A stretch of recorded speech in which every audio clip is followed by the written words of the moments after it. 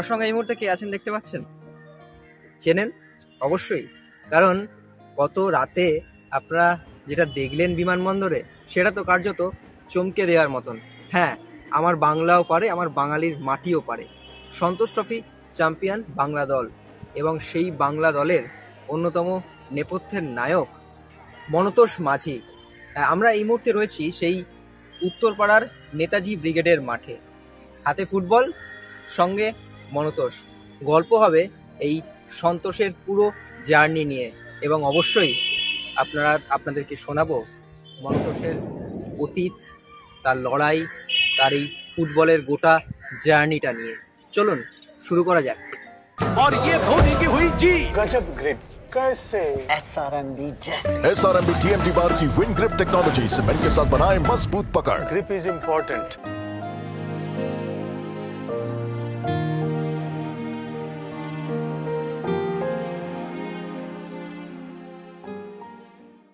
Football মানেই সংগ্রামের গল্প।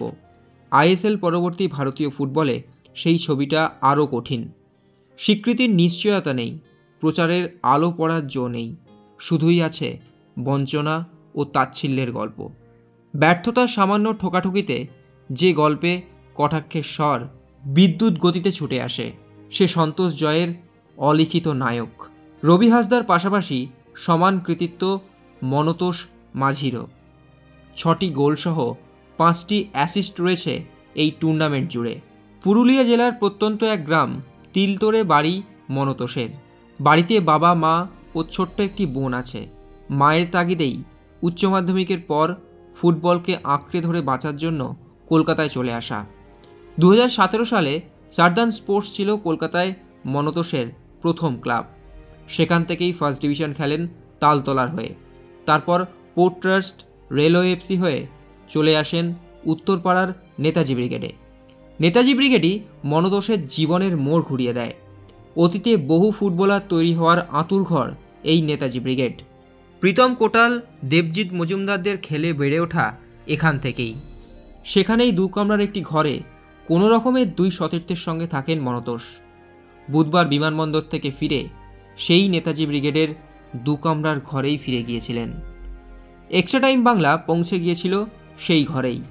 গতকাল যখন ফিরেছিলেন, তার সতীর্থ বন্ধুদের কাছ থেকে কুড়িয়েছেন অফুরন্ত ভালোবাসা। তার সতীর্থরাও ফুটবল খেলে। তাদের স্বপ্ন একদিন মনতোষের মতোই বাংলার হয়ে খেলার। বন্ধু ভারত সেরা হয়ে ফিরেছে, তাই তাকে এদিন মাটন রেঁধে খাওয়ালেন মনতোষের বন্ধুরাই। আমরা মমতার সাথে আছি প্রায় 2 ইয়ার্স। 2 বছর হ্যাঁ, এই নেতাজি ব্রিগেডের হ্যাঁ সঙ্গে। হ্যাঁ। তো যখন চ্যাম্পিয়ন হলো তখন খেলাটা কোথায়, এই টিভিতে দেখছিলে? না, আমাদের খেলা ছিল, বাট আমরা ফোনেই দেখছিলাম। হ্যাঁ, অনেক টেনশানে ছিলাম যে কি হবে না হবে, যেহেতু 2 বছর আগে রানার্স হয়েছিল কেরালার সঙ্গে। তো লাস্ট মুহূর্তে যখন গোল হয় আমরা খুব হ্যাপি হয়েছিলাম, যেহেতু মনোদে অ্যাসিস্ট করেছিল। আচ্ছা, হ্যাঁ। তো গতকাল যখন এলো তখন কেমন ফিলিংসটা ছিল? খুব ভালো ছিল ফিলিংস। দাদাকে প্রথম দেখে অনেকটা খুশি হয়েছিল যে একটা দাদা চ্যাম্পিয়ন হয়ে আসছে ক্লাবে, অনেক খুশি। কি খাওয়ালে বন্ধুকে, কি খাওয়ালে? সেরকম তো কিছু আয়োজন ছিল না, তাই জন্য মিষ্টি কিনে রেখেছিলাম, মিষ্টি মুখি করালাম আসার সময়। তো আজকে বন্ধুকে কি রেঁধে খাওয়ালে? মানে গতকাল অনেক রাতে ফিরেছে, তো সেক্ষেত্রে আজকে কি রেঁধে খাওয়ালে? আজকে কি রেঁধে খাইয়েছো? হ্যাঁ, আজকে আমরা এখানে ক্লাবে মটন করেছিলাম, সবাই একসাথে খেয়েছি। এই যে 2 জন রয়েছেন, এরাও কিন্তু এই নেতাজি ব্রিগেড থেকেই খেলে ওঠা ফুটবলার। কে বলতে পারে আজ থেকে বছর 2 পর বা আগামী বছর এরাও কোনো বাংলার সন্তোষ ট্রফি দলে থাকবে না? কারণ গৌরবের শুরুটা তো ওই 31শে ডিসেম্বর রাত থেকেই হয়েছে। ঠিক, আর আমি 100% শিওর পরের বছর, এবছর মনতোষ মাঝি, পরের বছর আলী আর মঙ্গল নিশ্চয়ই সন্তোষ ট্রফি খেলবে, আর পরের বছর সন্তোষ ট্রফি চ্যাম্পিয়ন হবে। তোমায় কতটা সাপোর্ট করেছে তোমার বন্ধুরা? সবসময় আমাদের খেলার আগের দিন, খেলার পর রোজ ফোন করতো, রেজাল্ট কী হচ্ছে, খেলাবে খেলবি না, চোট কেমন আছে, ইঞ্জুরি, রোজ আমাদের ফোন করতো। শেষ কয়েক বছর বাংলার ট্রায়ালে যোগ দিয়েও মূল দলে কখনোই জায়গা পাননি। ভেঙে পড়েছিলেন। মনতোষ কিন্তু হাল ছাড়েননি কোনো দিন। অবশেষে সঞ্জয় সেন তার প্রাপ্য সম্মান দিয়ে তার জায়গায় সুযোগ দিয়েছিলেন। একটা সময় ছিল যখন প্রয়োজনে খেপ খেলতে হয়েছিল। তারপর স্বপ্ন দেখেছিলেন আইএসএল খেলার। এবার কি খুলবে তার জন্য আইএসএলের দরজা? অপেক্ষাতেই আপাতত দিন গুনছেন সন্তোষ জয়ের অন্যতম নেপথ্যের নায়ক মনতোষ মাঝি। মানে তুমি এর আগেও অনেক জায়গায় অনেক যে গ্রাম বাংলার যে টুর্নামেন্টগুলো হয় সেই টুর্নামেন্টে খেলেছো, তো সেক্ষেত্রে এই রকম এত সাংবাদিক, এত ক্যামেরা, এত মানুষজন তোমাদের জন্য চিৎকার করছে, এই মুহূর্তটা কেমন লাগছিল? সেটা একটা বড় টুর্নামেন্ট যেসব খেপে হয় টুর্নামেন্ট আর এটা সন্তোষ ট্রফি টুর্নামেন্ট অনেক বিগ ডিফারেন্স। তো এখানে আমরা চ্যাম্পিয়ন হচ্ছি, যদি রেজাল্ট খারাপ হতো আলাদা কথা, বা চ্যাম্পিয়ন হওয়ার পর এত লোকজন এসে আবার এয়ারপোর্টে রাত্রেবেলা 8:30 লোক আবার বাড়ি কী করে ফিরবে, বাট এটা কেউ ম্যাটার করে না, সবাই রাত্রেবেলা এসে সবাইকে ধন্যবাদ। সেক্ষেত্রে দাঁড়িয়ে এই যে তুমি মানে রবি হাসদার পর, মানে রবি হাসদাকে আমরা সবাই বলছি গর্বিত, সেক্ষেত্রে মনতোষ মাঝি এই দলে নিজেকে কোথায় রাখছেন? কোথায় সবাই আই থিঙ্ক আমার মতন সবাই ইকুয়াল, রবি হাসদা, নরহরি, অরিত্র ঘোষ, মনতোষ সবাই ইকুয়াল। আমরা যেরকমটা গতকাল তোমাদের কোচ বলেছে যে আমাদের এই দলে সবাই হিরো। হ্যাঁ, সবাই 22 জনই যে খেলেছে, একটা প্লেয়ারও কম কেউ নয়, 22 জনই সঞ্জয় সেন সবাইকে ইউজ করেছে, সবাই প্রতিটা ম্যাচ খেলেছে, যখনই যাকে নামিয়েছে সে তখন রেজাল্ট করে দিয়েছে। তো একজনের উপরে কোনো ডিপেন্ড করতে পারে না টিম, সবাই ইকুয়াল। সেক্ষেত্রে তুমি এর আগেও অনেক কলকাতা লিগ খেলেছো বা অনেক দলে খেলেছো, অনেক কোচেসের আন্ডারে খেলেছো, সঞ্জয় সেনের মধ্যে আলাদা কি লক্ষ্য করছো, ডিফারেন্টটা কি অন্যান্য কোচের থেকে সঞ্জয় সেনের? সঞ্জয় স্যারের বলতে one of the best coach বলতে আমি দেখেছি, বিকজ অনেক কোচ হয় যে একটা প্লেইং 11ই রাখে, যে প্লেইং 11 হচ্ছে সেটাই খেলে যাচ্ছে সারা টুর্নামেন্ট। বাট এখানে তুমি যদি দেখো আমাদের যে ফাইনাল রাউন্ড হয়েছে আর যে ফার্স্ট রাউন্ড হয়েছিল, দুটোতেই প্রতিটা ম্যাচে অনেক টিম চেঞ্জ হয়েছে, কেউ ভাবতে পারেনি এই স্টার্ট করবে আর যাকে যখন নামাচ্ছে ম্যাচ জিতছে আমরা। এইটা কেন? বিকজ এর কোচ ভালো চেঞ্জ করছে, আর প্রতিটা 22টা আগেই বললাম 22টা ছেলেই সেম, মিনস একটা নাকি ওই খেললে জিতবে, ও যদি বসেও যায় ওর জায়গায় অন্য কেউ খেলবে, টিম জিতবে, সেটাই রেজাল্ট হবে। তো স্যারের চেঞ্জগুলো খুব ভালো, যাকে যখন না হচ্ছে সে তখন ইউজ করছে, ভালো রেজাল্ট দিচ্ছে। গতকাল যখন এলে তোমার রুমমেট বলো বা এখানে নেতাজি ব্রিগেড সংঘদের তারা কি বললেন? সবাই খুব খুশি, সবাই মিষ্টি বিরিয়ানি ওই করছে, বাট সবাই সাপোর্ট, রোজ ফোন, খেলার আগে ফোন করতো, খেলার পরে ফোন করতো, তো ভাইগুলো আমার খুব সাপোর্ট করে, তো থ্যাংক ইউ ওদেরকে। আজকে কি খাওয়া দাওয়া হচ্ছে ওখানে? আজকে মটন হয়েছে। হ্যাঁ, আর এসব হচ্ছে, আর বন্ধুরাই কি রেঁধে খাইয়েছে? হ্যাঁ। আচ্ছা, আর বাড়ির লোকের সঙ্গে কথা হয়েছে? হ্যাঁ, রোজ কথা হয়, সে তো আগের দিনে বাবা মা খুব খুশি, বাবা মা বোন সবাই খুব খুশি, তারা আসতে পারেনি বাট খুব খুশি।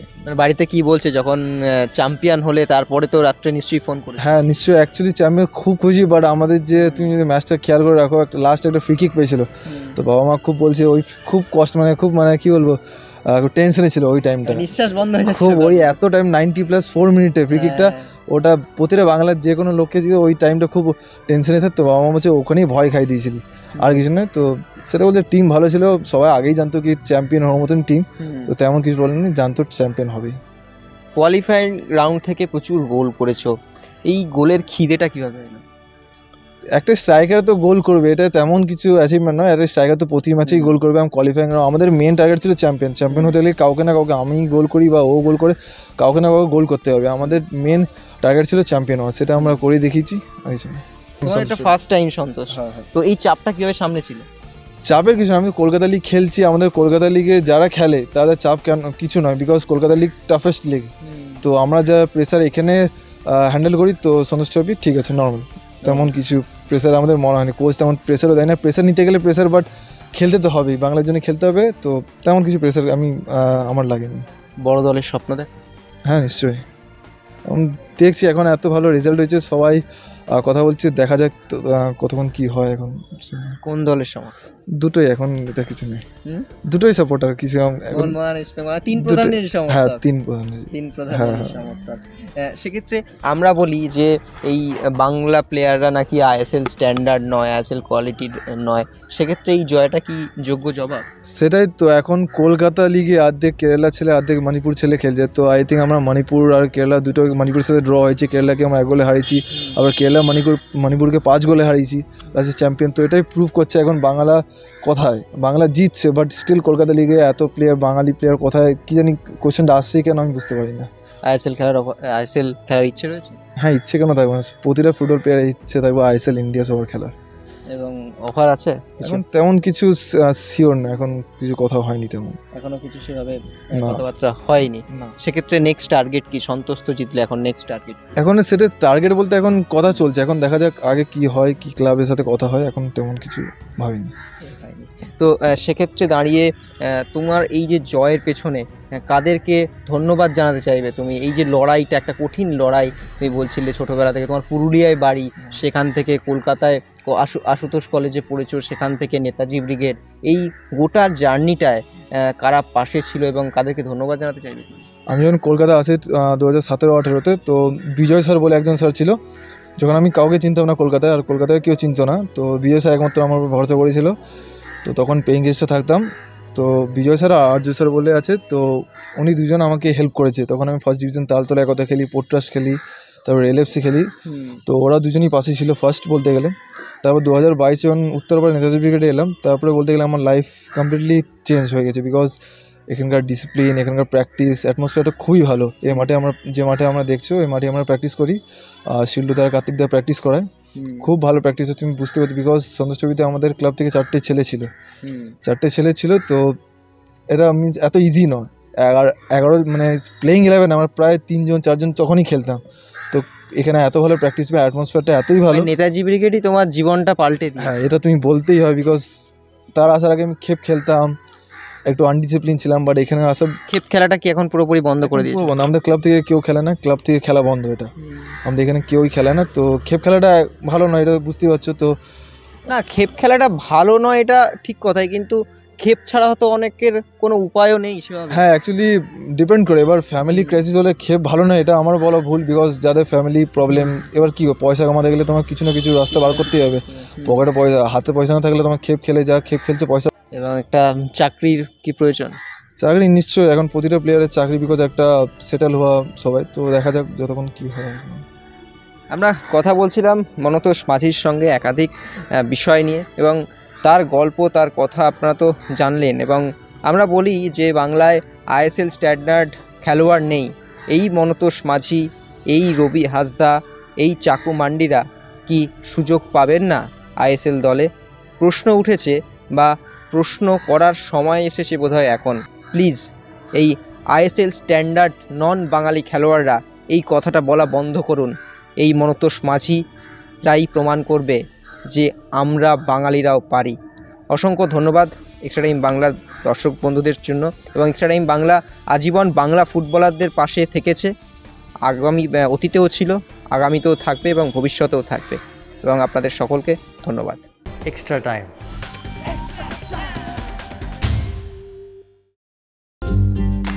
লেটেস্ট নিউজ আর এক্সক্লুসিভ ভিডিওর সঙ্গে আপডেট থাকতে এখনই সাবস্ক্রাইব করুন আমাদের ইউটিউব চ্যানেল। বেল আইকনে ক্লিক করতে ভুলবেন না যেন।